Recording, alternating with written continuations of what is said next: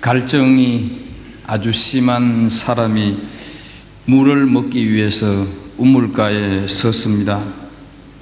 두레박 끈이 짧아서 몸을 숙이고 물을 퍼다가 그만 두레박 안에 담겨져 있는 물 무게를 이기지 못해서 우물 안으로 빨려 들어가 버리고 말았습니다. 허우적거리면서 사람 살려달라고 소리를 치는데 마침 그 옆을 지나가던 사람이 이 광경을 보게 되었습니다.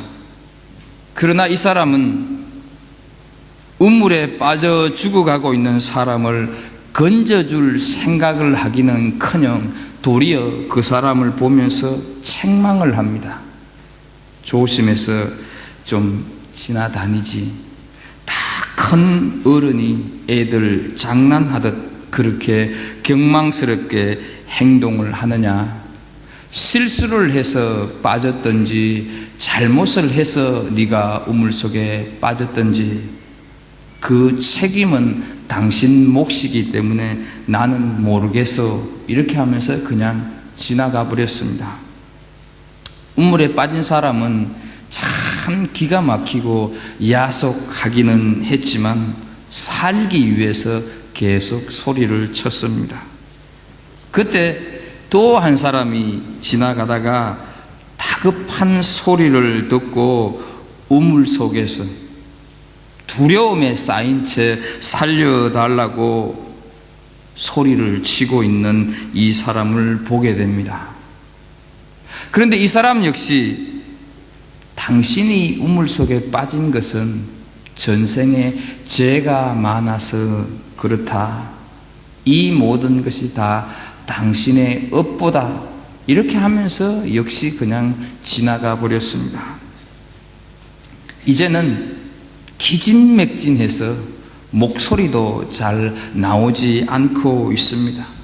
그래도 살아야 되겠다는 생각으로 외쳐보지만 그 소리는 그냥 희미하게 들릴 뿐입니다. 그런데 그 우물 곁을 세 번째 사람이 지나가게 되었습니다. 어디선가 들려오는 듯한 그런 희미한 소리를 듣게 되고 두리번거리다가 우물 속에서 그 소리가 나는 것을 알고 우물 속을 들여다보게 됩니다. 그리고는 말없이 나무 사다리를 가지고 내려가서 그 사람을 들쳐업고 나왔습니다. 여러분, 처음 지나간 사람은 우리 한국 사람 조상 대대로 믿어오던 유교를 대표하는 사람입니다. 이것도 안 되고 저것도 안 된다. 하지 마라 해서는 안 된다. 도덕과 윤리는 참 많이 강조하지만 그 속에는 구원이 없습니다. 두 번째 지나간 사람은 불교를 뜻합니다. 전생과 이생은 돌고 도는 윤회 사상이 있어서 짐승이 사람이 될 수도 있고 사람이 짐승이 될 수 있다 하는 사상이 전부입니다. 세 번째 사람은 기독교를 뜻합니다. 죄된 세상에 빠져서 허우적거리는 인생, 도저히 살아날 가망이 없는 인간을 구원한 기독교, 특히 하늘에서 내려와서 말없이 십자가를 지신 예수 그리스도를 의미합니다.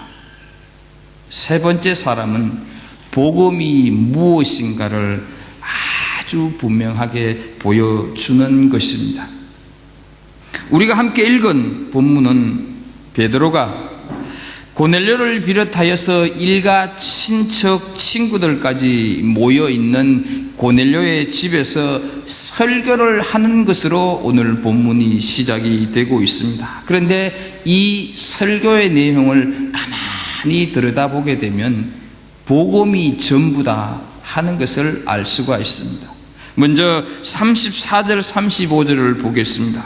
내가 참으로 하나님은 사람의 외모를 보지 아니하시고 각 나라 중 하나님을 경외하며 의를 행하는 사람은 다 받으시는 줄 깨달았도다. 이렇게 말씀을 하고 있습니다. 여기에 보게 되면 깨달았다 이렇게 표현을 하는 내용이 있습니다. 그렇다면 우리는 베드로가 무엇을 깨달았는가 그것을 알 필요가 있습니다. 먼저 베드로는 왜 하나님은 사람의 외모를 보시지 않는 분일까 하는 것을 깨달았다 하는 것이죠. 여러분, 왜 베드로가 하나님께서는 사람을 외모로 보시지 않는 분이다 하는 것을 깨달았다고 생각을 하십니까? 지금 고넬료의 식구들과 베드로는 처음 만났습니다. 처음 만난 사람들에게 예의를 갖추기 위해서 하는 립 서비스라고 생각을 하십니까? 아니면 설교를 하기 전에 상대방에게 대한 배려로 하는 멘트라고 생각을 하십니까? 로마 사람 앞에서 기가 죽기 싫어서 우리는 다 같은 사람이라고 하는 그런 의미로 외모를 보시지 않는다 이렇게 말을 했겠습니까? 그것은 아닙니다. 우리는 이 2000년 전의 사건으로 한번 돌아가서 우리 머릿속에서 마음속에서 그때 그 모습을 한번 상상해 보실 수 있기를 바랍니다. 베드로는 분명 기도 중에 하나님의 음성을 들었고 그 들은 음성에 순종하여서 요빠에서 지금 가이사랴까지 왔습니다. 와서 고넬료의 집에 들어가 보니 거기에 모여있는 모든 사람들이 한결같이 베드로의 입만 쳐다보고 있었다 하는 사실입니다. 하나님의 말씀을 단 한마디도 놓치지 않고 듣겠다고 하는 그 간절함이 역력히 보였다 하는 것이죠. 이 모습을 본 베드로는 자신이 설교를 하기 전에 이미 먼저 은혜를 받습니다. 베드로가 먼저 감동을 받았다 하는 것입니다. 은혜의 말씀을 선포하려고 하던 자가 그 은혜로운 말씀을 들으려고 했던 사람들보다 먼저 은혜를 받고 있었다 하는 것이죠. 우리 유대인들은 말씀을 듣기는커녕 전하지도 못하게 하고 그것도 모자라서 감옥에 가두고 때리고 죽이기도 하는데 부정하다고 여겼던 이 이방인들이 이렇게 말씀을 사모하는구나, 이렇게 말씀을 갈급해 하는구나, 그래서 하나님께서 나를 이리로 보내셨구나 하는 생각을 베드로가 하게 되면서 하나님은 어느 나라 사람이든지 그가 누구든지 무엇을 하든지 어떤 사람이든지 상관없이 사랑한다 하는 그런 뜻으로 하나님은 사람의 외모를 보시지 않는다 이렇게 설교를 하고 있는 것입니다. 여러분, 지금 여러분들은 어떤 외적인 조건이 말씀을 듣는데 어려움을 주고 있습니까? 무슨 내면의 갈등이 많아서 말씀에 집중하지 못하고 있습니까? 지금 우리에게 있어서 말씀을 사모하는데 방해가 되는 것은 무엇입니까? 그 모든 것들을 다 내려놓기를 바랍니다. 그리고 우리 모두는 지금 고넬료의 집에 모여있는 사람들의 마음 자세를 가지기를 주의 이름으로 축복합니다. 아멘 소리가 제가 얘기를 안 했더니 많이 줄어든 것 같아요. 좀 더 크게 하시면 좋겠습니다. 여러분, 말씀을 사모하고 말씀을 갈급해 하는 것이 먼저입니다. 그때 은혜가 넘치고 그때 기쁨이 넘치고 그때 평안이 찾아오고 그때 성령께서 우리의 마음을 만지시고 우리의 상한 마음을 고쳐주시고 우리에게 당면한 문제를 해결해 주실 줄 믿습니다. 이래야 돼야 되는 겁니다.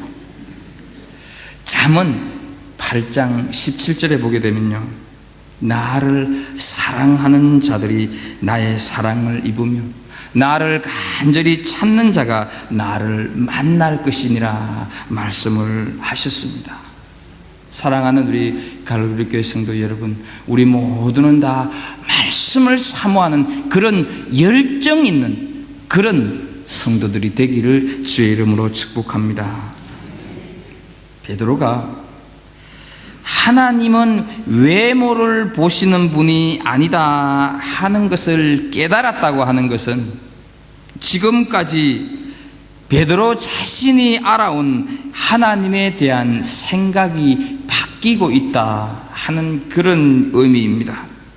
베드로는 예수님과 3년을 동거동락을 했었고 예수님의 십자가의 죽으심과 부활을 목격한 사람입니다. 하루에 3,000명씩 회개케 하는 그런 놀라운 역사를 가졌던 사람이고 죽은 자도 살려낸 사람입니다.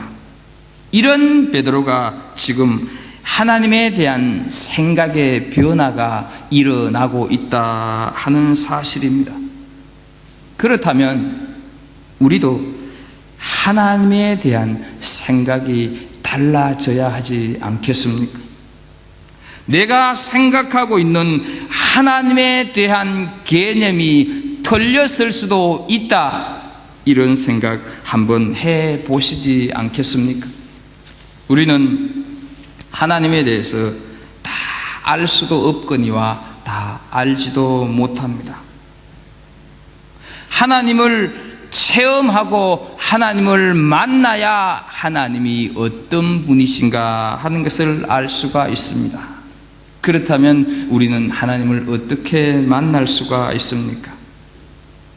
하나님을 지식의 대상으로 생각하면 절대로 우리는 하나님을 만날 수가 없습니다.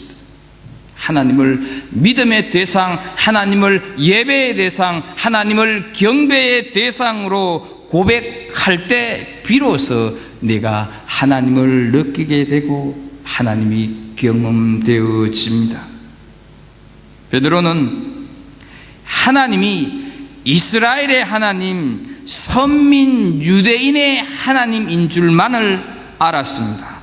그러나 고넬료의 집에 와보니 여기에 모여 앉아있는 사람들을 보니 아니구나, 내가 생각했던 것이 틀렸었구나, 내가 가지고 있었던 생각이 잘못되었구나, 하나님은 겉 모양을 보시는 분이 아니라 속 사람을 보시는구나, 이것을 베드로는 깨달았다 하는 사실입니다. 사랑하는 우리 갈보리 교회 성도 여러분, 우리는 신앙생활을 하면서 신앙이라고 하는 이름으로 내가 가지고 있는 직분 때문에 하나님과 상관이 없는 그 치레를 얼마나 하고 있는지 모릅니다. 하나님은 결코 겉사람을 보는 것이 아니라 속을 보시는 분이십니다. 베드로는 하나님에 대해서 놀라운 변화를 가져왔습니다. 그렇다고 한다면 우리 역시 하나님에 대한 생각을 바꿀 필요가 있지 않겠습니까? 내 믿음은 내 삶입니다. 그리고 내 삶은 바로 내 믿음입니다. 내가 하나님의 기적을 믿지 않으면 절대로 내 삶에는 어떠한 기적도 일어나지 않습니다. 내가 하나님의 말씀을 믿지 않으면 그 하나님의 말씀은 아무렇게나 내게 들려지지 않는다 하는 것입니다. 내가 말씀을 믿을 때 그때 하나님의 말씀이 하나님의 음성으로 들려진다 하는 것입니다. 하나님을 하나의 이념이나 개념이나 철학으로 생각할 뿐 정말로 나의 하나님이라고 믿지 않는다고 한다면 내 삶에는 아무런 능력도, 내가 살아가는 삶 가운데는 아무런 일도 일어나지 않는다 하는 사실입니다. 하나님은 어제나 오늘이나 내일이나 영원토록 동일하시고 변함이 없으신 분이십니다. 때문에 사도행전에서 일어났던 역사가 오늘을 살아가는 우리의 삶 가운데서도 분명히 일어날 수가 있습니다. 내가 하나님의 능력을 믿을 때, 내가 하나님의 말씀을 믿을 때 일어난다 하는 사실입니다. 하나님을 믿지 않습니다.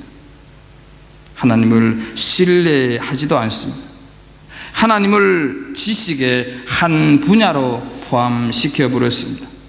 하나님을 내 경험의 한 자리로, 하나님을 종교의 한 모퉁이로 가두어 버리고 나만의 하나님으로 변질시켜 버렸을 수가 있다 하는 것입니다. 내가 달라지고 내가 변하고 내가 바꾸어져야 하는데 하나님을 내가 바꾸어 버렸다 하는 것입니다. 그것은 하나님이 아닙니다. 하나님은 지금도 말씀을 하십니다. 하나님은 지금도 하나님을 믿는 자의 하나님이 되신다 하는 사실을 믿으시기를 축복합니다.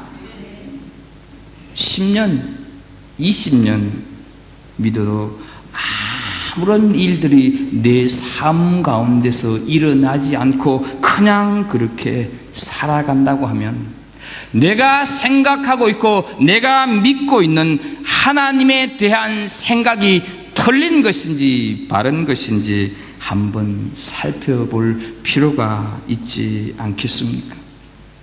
말끝마다 나는 하나님이라고 말을 하는데 혹시 나는 죽은 하나님을, 내가 만들어 놓은 하나님을 전능하시고 살아계신 하나님으로 믿고 있는 것은 아닌가? 우리는 우리 스스로를 살펴볼 필요가 있습니다. 두 번째로 베드로는 예수님에 대해서 새롭게 깨닫기 시작을 했습니다. 그것을 본문 36절에서 38절까지 말씀을 하고 있습니다. 여러분, 좀 이상하지 않습니까? 베드로가 새삼스럽게 예수님에 대해서 뭘 깨달을까 하는 것 말입니다. 베드로는 예수님과 같이 살았습니다. 밥도 같이 먹었었고 잠도 같이 잤습니다. 그것도 3년씩이나. 어디 그것뿐입니까? 베드로는 예수님의 성천도 보았습니다.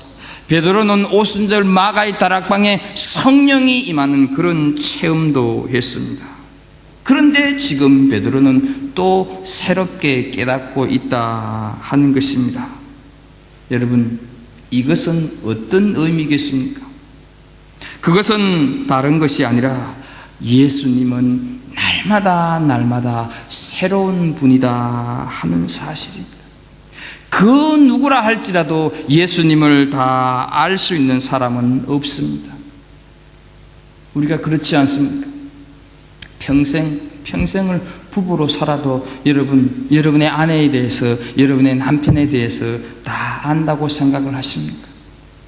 어느 날 문득 보게 되면 내 남편에게, 내 아내에게 저런 면이 있었네, 이렇게 발견할 때가 있지 않습니까? 예수님은 나에게 매일매일 새롭게 발견되어져야 할 분입니다. 하나님은 날마다 우리에게 새로운 분이시다 하는 사실이죠.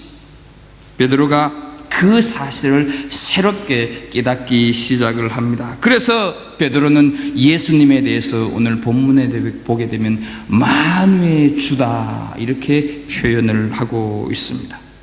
우리가 지금까지 사도행전 1장에서 10장까지 살펴오고 있는 대로 베드로의 설교가 몇 번 나왔던 것을 우리는 공부를 했습니다. 그런데 베드로의 설교를 보게 되면 베드로는 설교를 할 때마다 예수님에 대한 표현이 달라지고 있다 하는 사실입니다. 2장에서는 나사렛 예수라고 말을 하고 있습니다. 3장에서는 우리 조상 하나님께서 자기의 종 이렇게 예수님을 표현하고 있습니다. 5장에서 보게 되면 이스라엘을 회개케 하시는 분 이렇게 말씀을 하십니다. 그러다가 오늘 본문에 보게 되면 만유의 주 이렇게 말을 하고 있습니다. 만유라고 하는 말은 하나님이 지으신 천지 만물을 비롯하여서 세상 모든 사람들을 다 가리켜서 만유라 이렇게 부릅니다. 결국 예수 그리스도는 이 모든 것들의 주인 만유의 주다 하는 그런 표현입니다. 개인이든지 가정이든지 교회든지 성교회든지 공동체든지 그 속에 속해 있는 사람들의 입에서 예수라는 말이 나오지 않으면 아무런 소용이 없고 그것은 헛것이고 그것은 아무것도 아닙니다. 예수의 이름으로 모였다고 하면서 예수의 이름으로 한다고 하면서 하나님의 뜻을 이루기 위해서 한다고 하면서 예수의 말 한마디 없다, 예수에 대한 말 한마디 없다 하고 다른 말만 한다고 하면 그것은 잘못된 겁니다. 그것은 엄청나게 틀린 것입니다. 사랑하는 성도 여러분, 우리는 왜 오늘 여기에 와 있습니까? 무엇 때문에 우리는 이 예배당에 앉아 있습니까? 재미있는 말 듣기 위해 오셨습니까?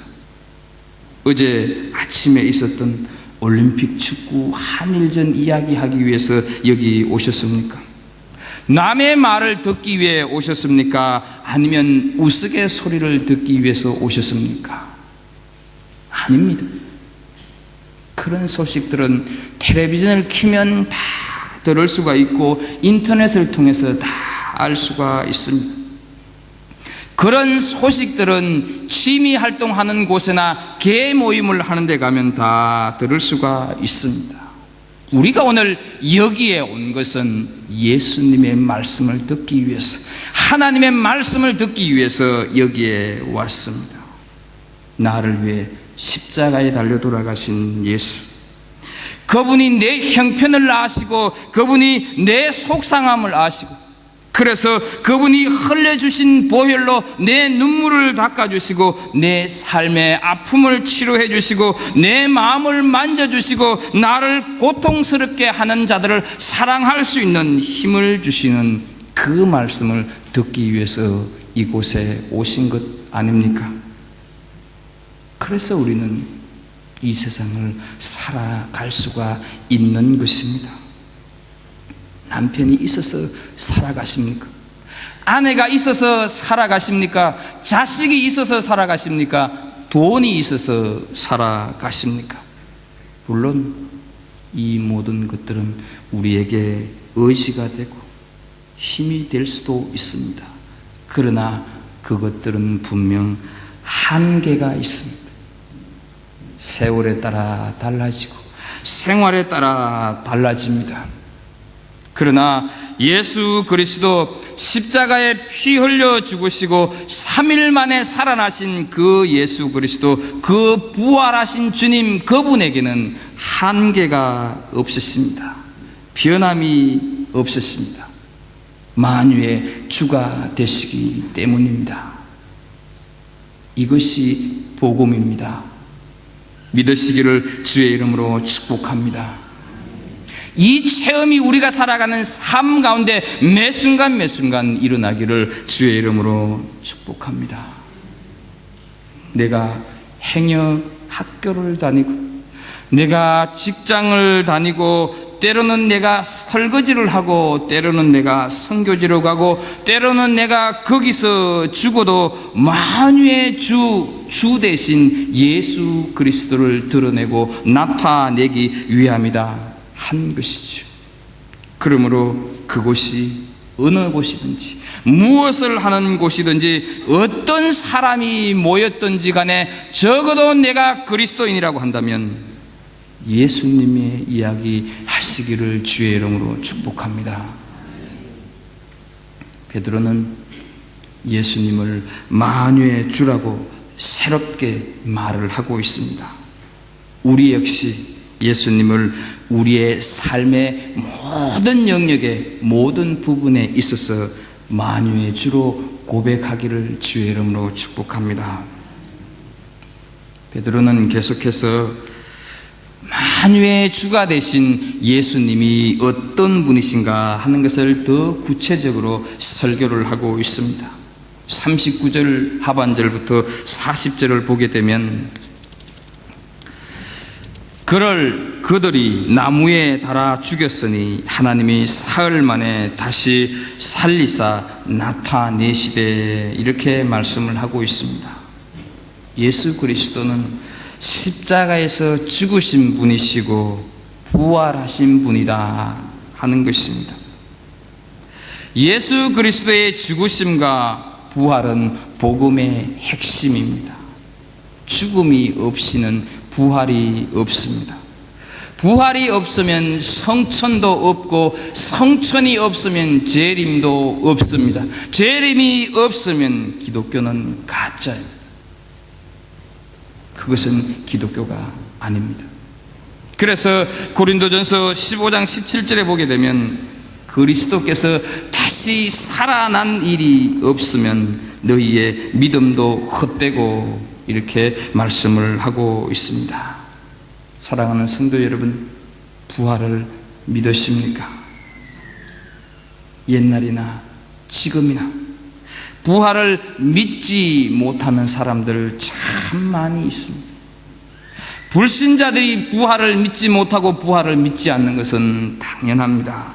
그러나 그리스도인들 중에서도 내가 그리스도인이라고 하면서도 부활을 믿지 못하는 사람들이 허다하게 많다 하는 사실입니다.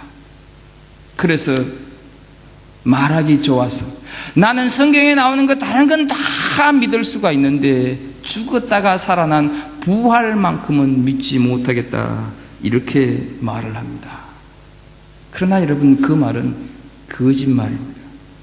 왜냐하면 부활을 믿지 못한다고 하면 다른 것도 다 믿을 수가 없는데 그것은 바로 자신을 속이고 있는 것이기 때문입니다. 예수 그리스도의 부활을 믿는 것이 우리 신앙의 출발이고 마침입니다. 그런데요, 41절을 보게 되면 부활에 대해서 다르게 이상하게 얘기를 하고 있습니다. 41절을 한번 보겠습니다. 모든 백성에게 하신 것이 아니요 오직 미리 택하신 정인고 죽은 자 가운데서 부활하신 후 그를 모시고 음식을 먹은 우리에게 하신 것이라 말씀을 하고 있습니다. 여러분, 이 말씀이 무슨 말씀입니까? 예수 그리스도가 십자가에 죽는 것은 모든 사람들이 보았고 모든 사람들이 다 알았었지만 그 죽으신 예수 그리스도가 3일 만에 다시 살아난 그 부활의 모습을 본 사람들은 예수님의 제자들로 제한되고 있다 하는 것을 말씀을 하고 있습니다. 그래서 부활을 믿는 데는 믿음이 필요합니다.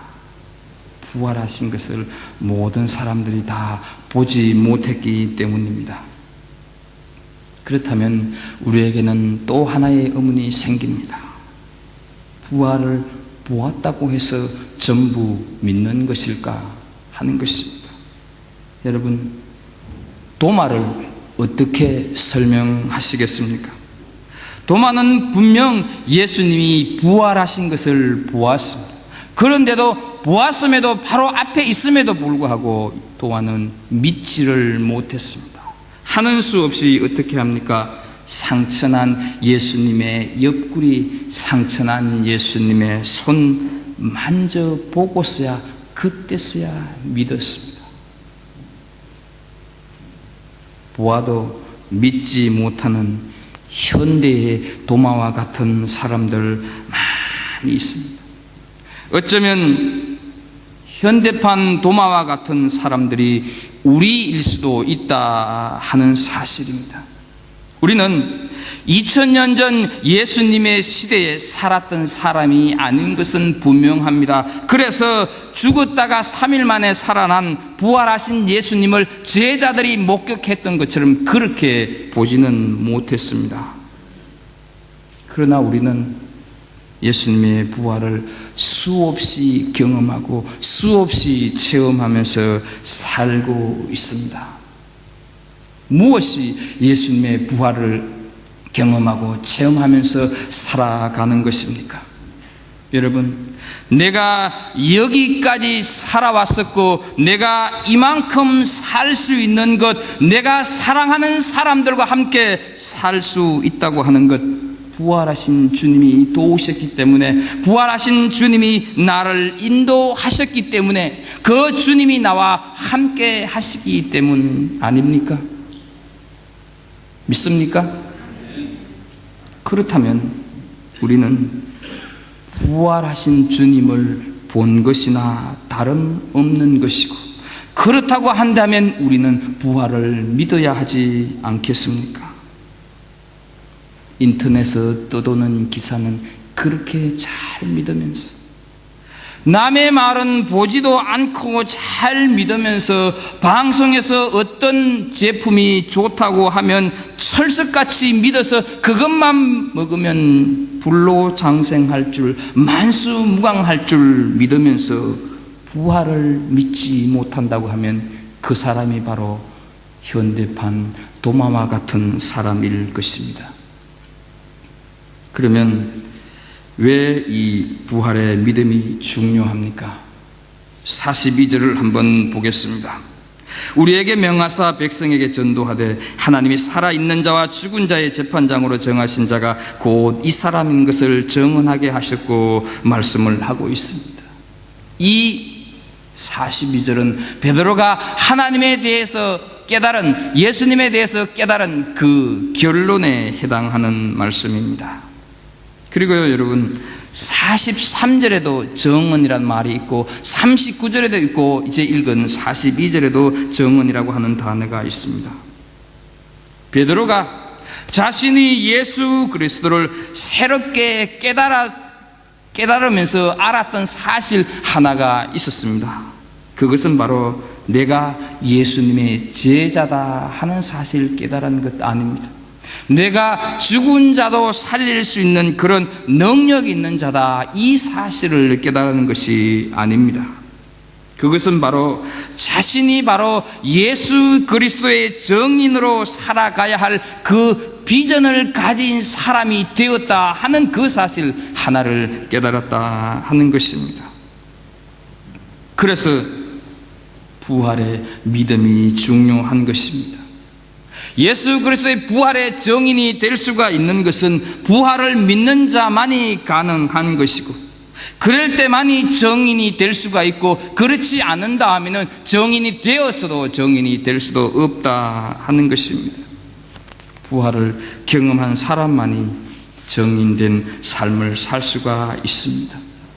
부활을 경험한 사람만이, 부활을 믿는 사람만이 부활을 전하게 된다 하는 것입니다. 여러분, 부활신앙이 없으면 정인된 삶을 살 수가 없고, 정인된 삶을 살지 않으면 자기 자신은 아무리 나는 그리스도인이라 할지라도 그는 더 이상 그리스도인이 아닙니다. 오늘날 우리가 살고 있는 이 세대 속에서 왜 교회와 예수를 믿는다고 하는 우리들이 왜 세상 사람들로부터 지탄의 대상이 되고 욕을 먹고 있습니까? 그것은 바로 부활신앙을 가지고 소금의 삶을, 빛의 삶을 살지 못하기 때문 아닙니까? 복음은 자꾸 퍼져나가는 성질이 있습니다. 때문에 복음은 전하는 자가 반드시 있어야 전파됩니다. 그것을 로마서 10장 14절에 보게 되면 듣지 못한 일을 어찌 믿으리요, 전파하는 자가 없이 어찌 들으리요 말씀을 하셨습니다.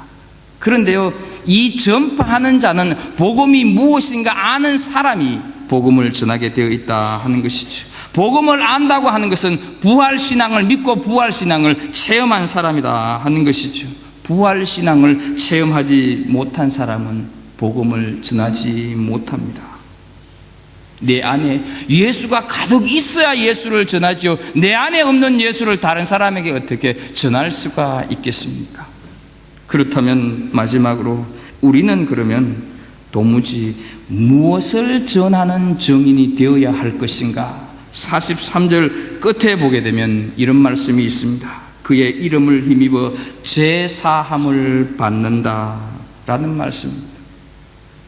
예수 그리스도의 이름으로만이 제사함을 받을 수가 있고 그 제사함을 통해서만이 구원을 얻을 수 있다 하는 이 말을 전하는 증인이 되어야 한다는 것입니다.